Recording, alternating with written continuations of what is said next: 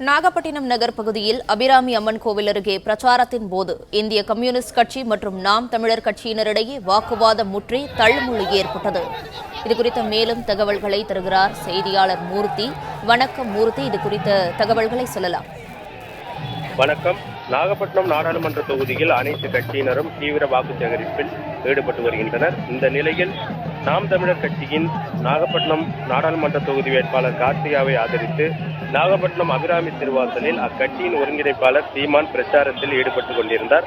இந்த நிலையில் நாகப்பட்டினம் நகர பகுதியில் இன்று காலை முதல் இந்திய கம்யூனிஸ்ட் கட்சியின் வேட்பாளர் வை செல்வராஜ் கூட்டணி கட்சியினருடன் தீவிர வாக்கு சேகரிப்பில் ஈடுபட்டு வந்து கொண்டிருந்தார்.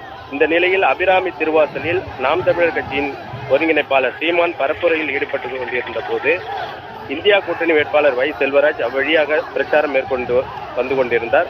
அப்போது காவல்துறையினர் அவர்களை தடுத்து மாற்று வழியில் செல்லுமாறு அறிவுறுத்தினர். தாங்கள் இவ்வழியாக பிரச்சாரம் மேற்கொள்வதற்கு அனுமதி பெற்றுள்ளோம் என தெரிவித்து முன்னேறினர். இதனால் காவல்துறையினர் இடையே வாக்குவாதம் ஏற்பட்டு வாக்குவாதம் முற்றிய நிலையில் காவல்துறையினரின் தடுப்பை மீறி இந்தியா கூட்டணி கட்சியினர் நாம் தமிழர் கட்சியின் பிரச்சார கூட்டத்தில் வழியாக சென்றனர். அப்போது கதிரர்வால் சின்னத்திற்கு வாக்களிக்குமாறு முழக்கங்களை எழுப்பியவாறு சென்றதால் நாம் தமிழர் கட்சியினரும் பதிலுக்கு மைக் சின்னத்திற்கு வாக்களிக்குமாறு கண்டன முழக்கங்களை எழுப்பினர். இதனால் திமுக கூட்டணி கட்சியினருக்கும் நாம் தமிழர் கட்சியினருக்கும் இடையே கடும் வாக்குவாதம் ஏற்பட்டு தள்ளுமுள்ளாக மாறியது. அருகில் இருந்த துணை காவல் கண்காணிப்பாளர் பாலகிருஷ்ணன் தலைமையிலான போலீசார் இரு தரப்பினருக்கும் இடையே ஏற்பட்ட தள்ளுமுள்ளை சரி செய்து அசம்பாவிதம் ஏற்படாத வண்ணம் அவ்விடத்திலிருந்து இந்தியா கூட்டணி கட்சி வேட்பாளர் வை செல்வராஜ் மற்றும் தேர்தல் பிரச்சாரத்தில் ஏற்பட்டிருந்த கூட்டணி கட்சியினரையும் அங்கிருந்து அனுப்பி வைத்தனர்.